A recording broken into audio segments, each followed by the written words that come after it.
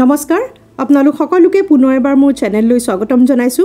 আজি কথা পাতিবলৈ ওলাইছো এটা কমন সমস্যাৰ বিষয়ে যেটো হৈছে আমাৰ ব্লাড প্ৰেছাৰৰ সমস্যা হাই ব্লাড প্ৰেছাৰে বহু লোককে দিগদাৰ দি থাকে কিন্তু হয়তো আমি ব্লাড প্ৰেছাৰ মেডিচিনছৰ বাহিৰে আৰু লগতে অলপমান খুজকহাৰ বাহিৰে আৰু বাকিবোৰ টেকনিক হয়তো আমি নাজানো আৰু সেইভাবে হয়তো আমাৰ ব্লাড প্ৰেছাৰ কন্ট্ৰোল হ'বলৈ দিগদাৰ হয়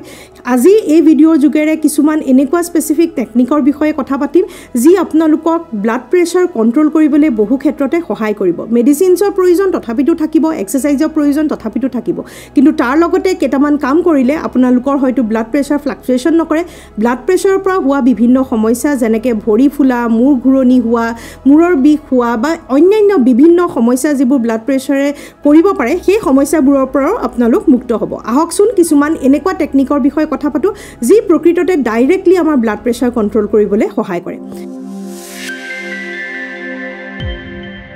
প্ৰথমটো টেকনিক হৈছে এটা herbal T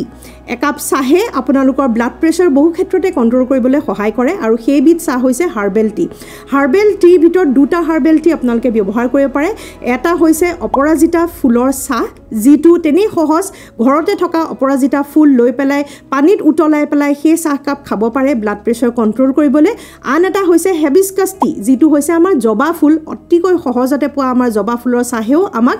blood pressure control কৰিবলৈ সহায় কৰে আৰু সেই জবা ফুলো আপোনালোকে শুকুৱাইও থৈ দিব পাৰে বা ফুলো আপোনালোকে পানীত দি পেলাই উতলাই পেলাই চাহ প্ৰস্তুত কৰিব পাৰে কেনে ধৰণে বনাব লাগে বা কি আৰু যদি ইয়াৰ এই চাহৰ বেনিফিট জানিব বিচাৰিছে মোৰ অলৰেডি ভিডিঅ' বনাই থোৱা আছে মোৰ চেনেলতে পাব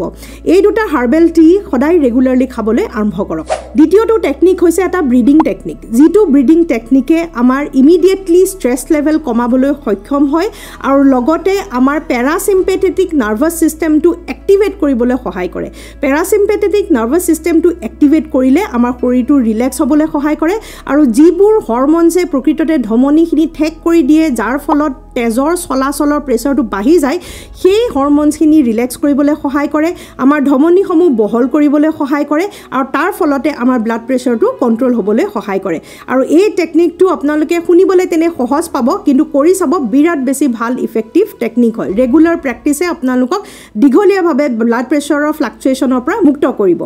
এই ব্ৰিডিং টেকনিকটো বিৰাট ইজি এটা টেকনিক হয় আপোনালোকে 4 সেকেন্ড সময় উশাহটো ভিতৰলৈ টানি নিব 4 সেকেন্ড বুলি এটো কাৰণে কৈছো যে খুব খৰকে এনেকৈ কৰি ভিতৰলৈ ভৰাই লাভ নাই 4 সেকেন্ড সময় ল'ব লাগিব উশাহটো ভিতৰলৈ টানিবলৈ আৰু লাংছখন পুৰা ভৰ্তি কৰি দিব লাগিব তাৰ পিছতে 7 সেকেন্ড সময় আপোনালোকে সেই উশাহটো ধৰি ৰাখিবলৈ চেষ্টা কৰিব 7 সেকেন্ড সময় হোৱাৰ পিছত আঙুলি তেনেকৈ কাউণ্ট কৰি থাকিব পাৰিব 7 সেকেন্ড ধৰি ৰখাৰ পিছত লাহেকৈ উঠটো জুঙা কৰি এনেকৈ ৰিলেক্স কৰি পেলাই 8 সেকেন্ড লগাব লাগিব এৰিবলৈ এই কাউণ্ট গিটা বিৰাট দৰকাৰী হয় কাৰণ সেইটোৱে ইম্পেক্ট কৰে আপোনালোকৰ ব্লাড প্ৰেছাৰ 4 সেকেন্ড ভিতৰলৈ নিব লাগিব 7 সেকেন্ড ধৰি ৰাখিব লাগিব আৰু আটাইতকৈ টানটো হৈছে এৰাটো কাৰণ সোনকালে এৰি দিয়াৰ আমাৰ অভ্যাস আছে কিন্তু আমি লাহে লাহে এৰিব লাগিব 8 সেকেন্ড সময় ল'ব লাগিব সেই উশাহখিনি এৰি দিবলৈ এই সাইকেলটো আপোনালোকে 10টা সাইকেল প্ৰেক্টিছ কৰিব পাৰে কঠিন হলে ইনিশিয়ালি 5টা সাইকেলও আৰম্ভ কৰিব পাৰে এই ব্ৰিডিং টেকনিকটো ব্লাড প্ৰেছাৰ কন্ট্ৰোলৰ বাবে বিৰাট বেছি এটা প্ৰভাৱশালী ব্ৰিডিং টেকনিক হয় কৰি চাব আৰু ৰিজাল্টটো মোক জনাব 3 নম্বৰ প্ৰসেসটো বা টেকনিকটো হৈছে আমাৰ progressive relaxation technique এটো এটা পুনৰ এবাৰ প্ৰভাৱশালী টেকনিক হয় যেটো ব্লাড প্ৰেছাৰৰ ক্ষেত্ৰত সহায় কৰে আমাক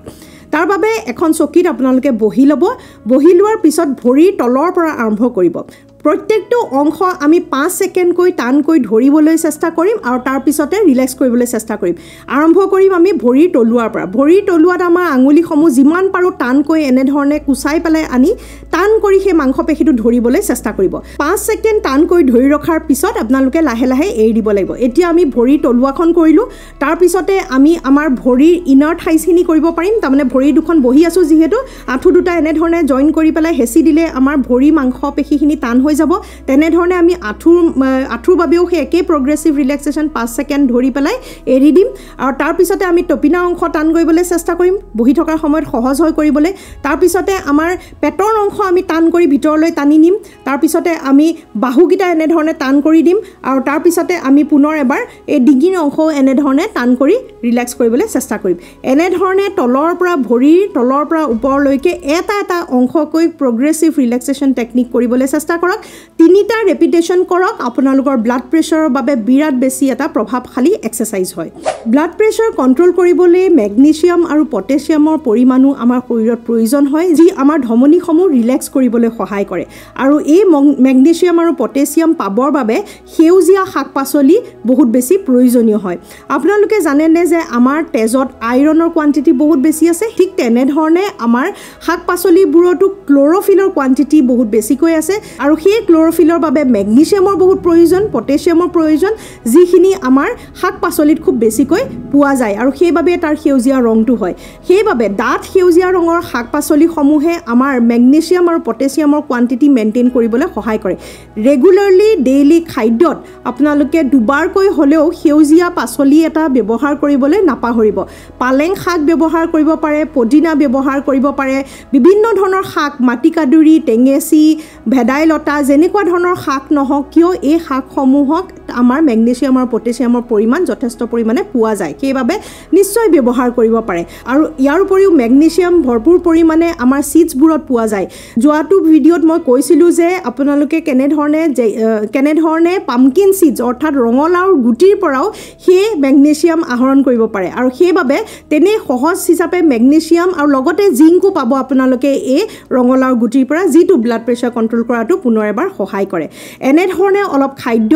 ইমপ্ৰুভ কৰিবলৈ চেষ্টা কৰিব ৰেগুলাৰ এক্সাৰচাইজখিনিৰ বিষয়টো আপোনালোকে জানে আৰু তাৰোপৰি এই টেকনিককেইটা যেকেইটা মই কৈ গ'লোঁ এটা এটাকৈ ডেইলি প্ৰেক্টিছ কৰিবলৈ চেষ্টা কৰিব এক মাহ ধৰি প্ৰেক্টিছ কৰক আৰু তাৰপিছতে মোক কওক আপোনালোকৰ আগতকৈ কিমান দূৰ পৰিমাণে সহজ হৈ পৰিছে ব্লাড প্ৰেছাৰ কণ্ট্ৰোল কৰিবলৈ এনেকুৱা নেচাৰেল প্ৰচেছবোৰ আমি সকলোৱে জনাটো অতিকৈ আৱশ্যকীয় নজনাৰ বাবে হয়তো আমাৰ এইসমূহ দৰৱৰ ওপৰত খুব বেছিকৈ ডিপেণ্ডেণ্ট হৈ যাওঁ বাৰে প্ৰতি দৰৱ সলাই থাকিব লাগে ড'চেজ সলাই থাকিব লাগে আৰু নিশ্চয় দৰৱসমূহ কণ্ট্ৰোল কৰিবলৈ প্ৰয়োজন হয় যদিও ইয়াক যিমান কমকৈ ব্যৱহাৰ কৰিব পাৰি সিমানেই ভাল হয় অৱশ্যে দৰৱ নাখাই পেলাই ব্লাড প্ৰেছাৰ বঢ়াই ল'লে তাতকৈ ডাঙৰ বিপদ হ'ব পাৰে সেইবাবে ব্লাড প্ৰেছাৰৰ টেবলেট কেতিয়াও আপোনালোকে স্কিপ কৰিব নালাগে কিন্তু সেই ড'চেজ যাতে কণ্ট্ৰলত ৰাখিব পাৰে সেইবাবে আমি এই ঘৰুৱা পদ্ধতিসমূহো কৰাটো উচিত হয় ভিডিঅ'টো যদি ভাল পাইছে বহু লোকে ব্লাড প্ৰেছাৰৰ সমস্যাত ভুগি থাকে সেইবাবে আপোনালোককো অনুৰোধ জনাইছোঁ যাতে ভিডিঅ'টো শ্বেয়াৰ কৰে কোনোবা নহয় কোনোবা এজন মানুহৰ নিশ্চয় আপোনাৰ এই শ্বেয়াৰটোৰ বাবে সহায় হ'ব নতুন এটা ভিডিঅ'ৰ যোগেৰে লগ পোৱাৰ প্ৰতিশ্ৰুতিৰে আজিলৈ সামৰো নমস্কাৰ